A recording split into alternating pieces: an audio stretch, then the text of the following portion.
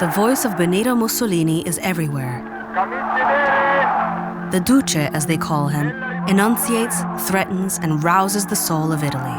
The piazzas are full and the radio broadcasts catchphrases and songs. Me ne frego, faccetta nera, eia la la, giovinezza. This is the tragic soundtrack to Italy's fascist period. Salvatore doesn't abide the propaganda. All he wants to do is make shoes. He wants to continue listening to the sounds of hammer on leather, that of his shoemakers as they cut, sew, file, and smoothen. But there's a brutal word that he'll soon need to deal with. War.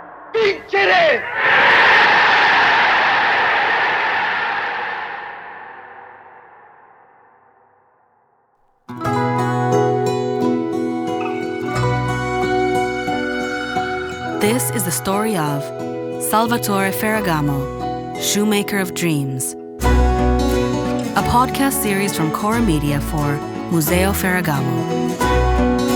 Episode 5, Steel, Cork, and Chocolates.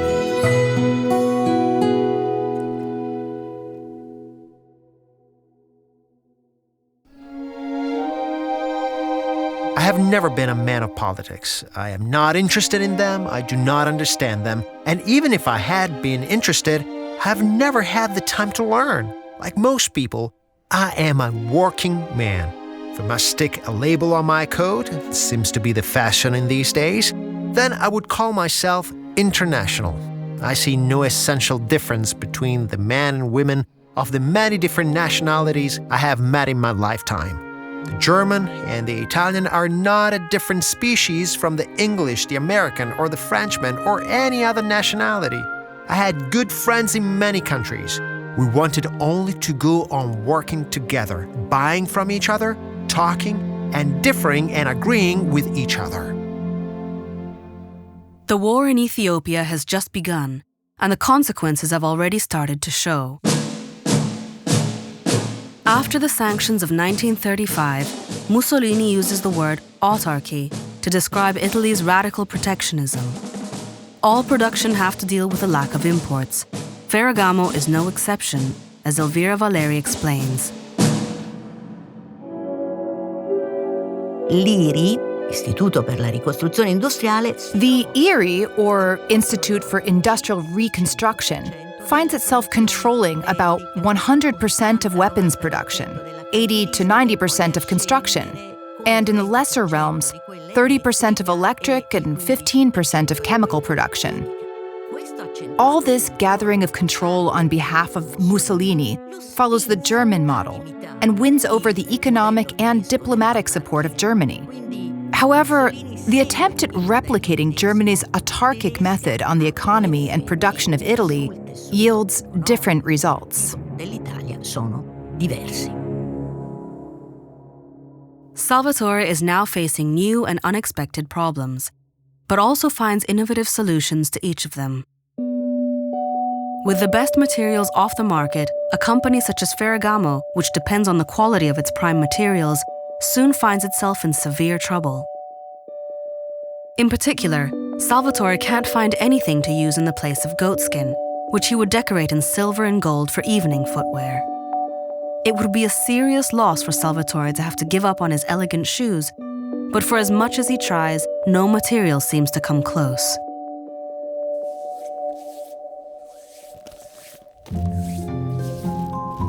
Then on Sunday morning, I found the solution.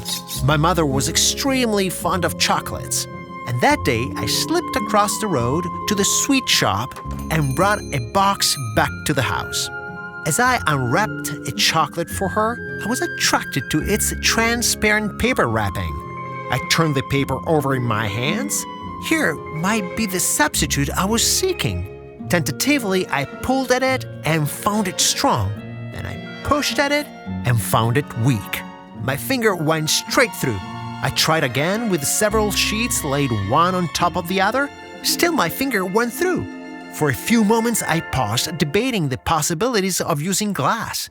And then, absently worrying at my immediate problem, I twisted a piece of the transparent paper around my finger until it made a thin string and pulled. To my mounting excitement, it did not snap. I pulled again harder. I pulled with all my strength. It did not break. The following day, Salvatore returns to the pastry shop and buys chocolates for his mother, as well as sheets of wrapper paper for himself.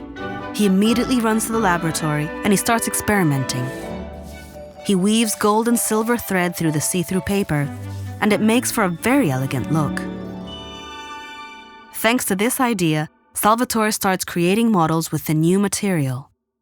Yet all are only extensions of that first application, and no matter how exotic the appearance, Paris fashion houses ask for it repeatedly, it remains at its core simply transparent paper, as commonplace as the wrapping on that piece of chocolate. This is the beginning of Salvatore's interest in materials considered poor, or at least not for luxury footwear, as Stefania Ricci explains to us. Negli anni 30, Ferragamo. In the 30s, Ferragamo makes up for the lack of leather with hemp, straw, wool, felt, pressed silk and cellophane. These make for a pristine, thick, creased, and most of all, shiny effect, which looks great in the store window. Le vetrine. In these years, his patents mostly focus on new types of soles, such as an articulated sole, or a particular type of sole made of galalite or bakelite thread spool. This is more proof that real luxury doesn't depend on exotic material as much as on the quality of craftsmanship. A second and more serious problem arises when the steel that Salvatore was importing from Germany also runs dry due to the sanctions. Steel is essential for creating the shoe shanks that Salvatore has used to support the plantar arch since he was working in Santa Barbara. This, alongside his innovative method of foot measurement, have made Ferragamo's shoes famous not only for their beauty, but also for their comfort. Salvatore knew how to switch out luxurious materials for innovative ones, but he could never do without the steel shank, which was at the core of his shoes' comfort. He couldn't produce shoes without it, because that would mean damaging the feet of his clientele, and he couldn't accept such a thing.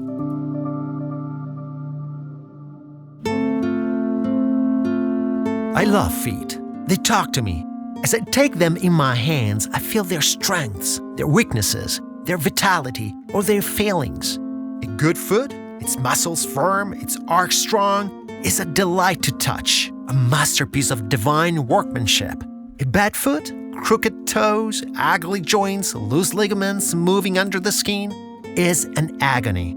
As I take these feet in my hands, I am consumed with anger and compassion. Anger that I cannot shoe all the feet in the world. Compassion for all those who walk in torment.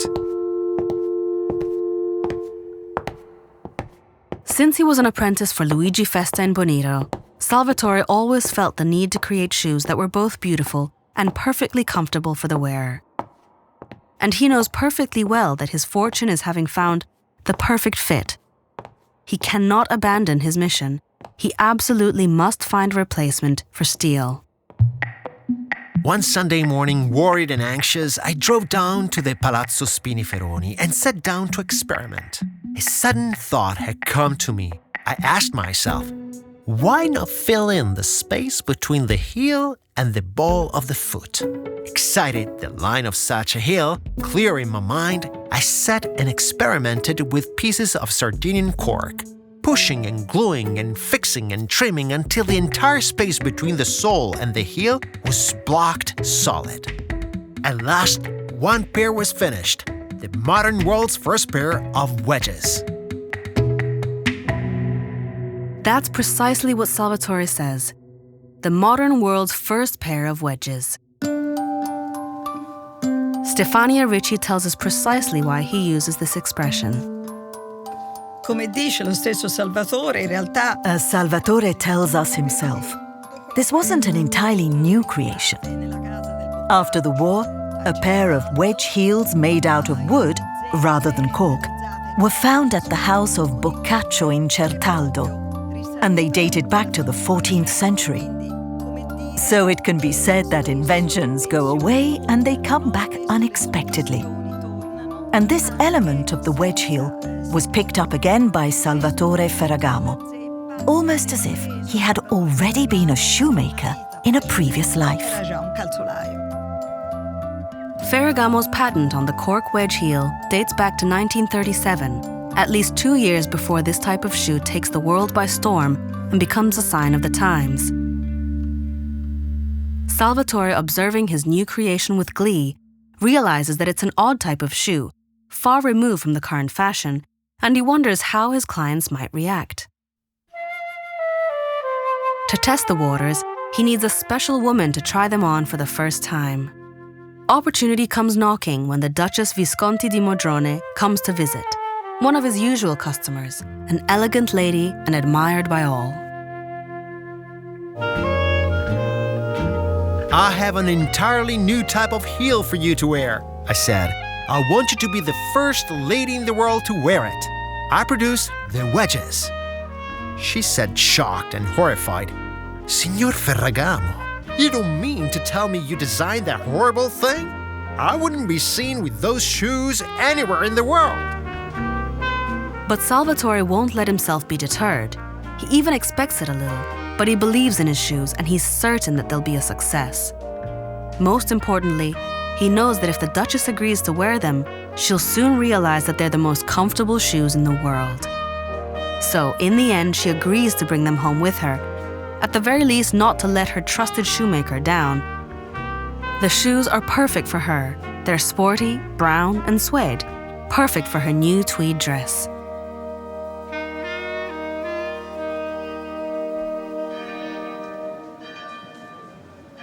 She wore them for the first time to church one Sunday morning, the time chosen by all fashionable women in Italy to display their new clothes. And the effect was instantaneous. Every friend commented, "What are you wearing? Are those Ferragamo shoes? But my dear, how charming, how delightful." When I opened my salon next day, they came to me in a continuous stream.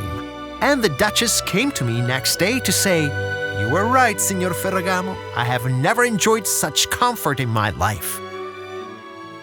For Salvatore, there's no greater joy than hearing that his shoes are comfortable. The wedge heels are an instant success, and they open up a world of experimentation, as Stefania Ricci tells us.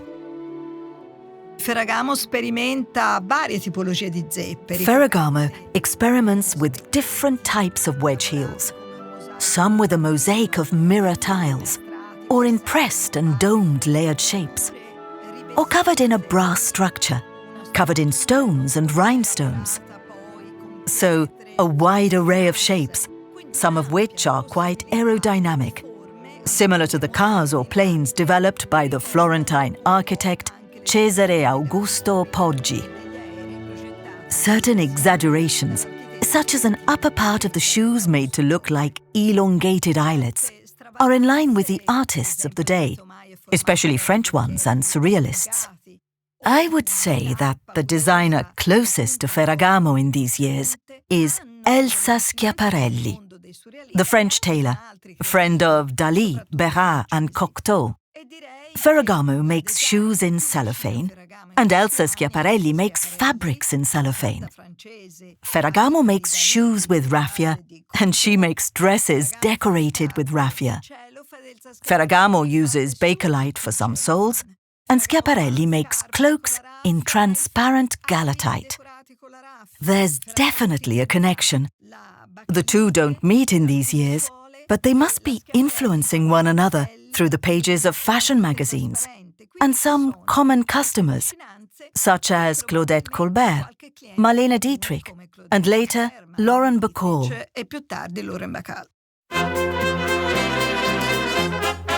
At the end of the 30s, Ferragamo shoes are all the rage in the great European and American cities. The most elegant ladies of the International Jet Society, queens and princesses, wives of entrepreneurs and diplomats, famous actresses, all of these are Salvatore's main clients. How was it possible for me to capture the elite trade of the world? How was it possible for a young man and a foreigner to attract the custom of the leading film stars in Hollywood? How was it possible for a bankrupt in 1933 to own within 5.5 years a great palace and a beautiful villa and, above all, number among his clients the greatest names in the world? I believe the answer is simple. I believe that it is due to nature. For I discovered during these exciting years that nature heals her wounds when she's given her freedom. I discovered that my fitting not only made the feet of my customers comfortable, it also set free their damaged feet.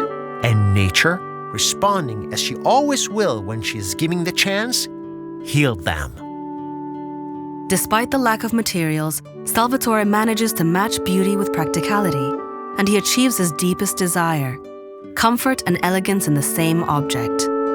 No surprise then that Salvatore is praised as a national hero in the most prestigious magazines of the time, Documento Moda, which writes of him in 1943, as well as introducing Italian footwear across the world, especially in the USA, proving to every country the merits of our work and ingenuity. Salvatore Ferragamo also has the merit of having brilliantly solved the difficulties in which the industry has fallen due to the lack of prime materials in the war economy. Ferragamo has set his focus on a large quantity of autarchic materials such as gaff and cellophane, spacing from textile fabric to cork. From his experiences in these materials, which were once considered low or merely accessorial, come new quality elements for the creation of innovative models. Ferragamo can get results that would seem incredible if solely for the scarcity and mediocrity of the materials used, but it is truly the brilliance and skill, passion and persistence that have brought the Florentine artist to such unexpected heights.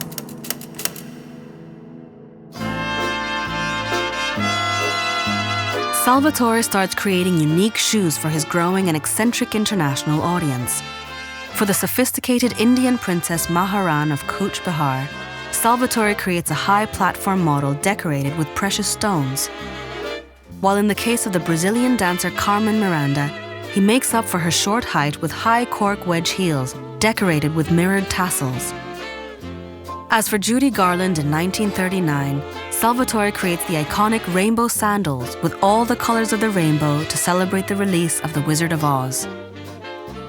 Many people make the mistake of thinking that Salvatore also designed Dorothy's iconic red slippers. This isn't the case.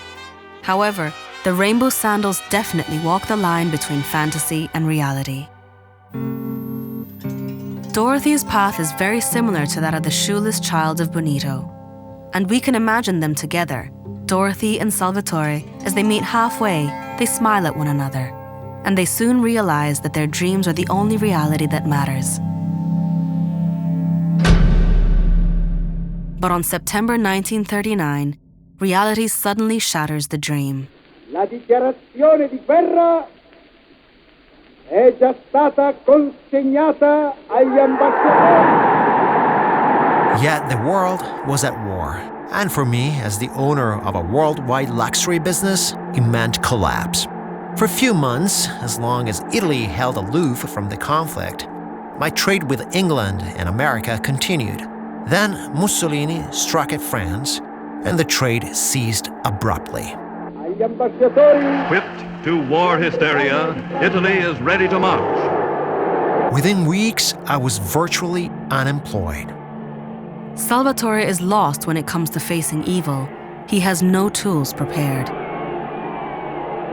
War has no use for creation and beauty.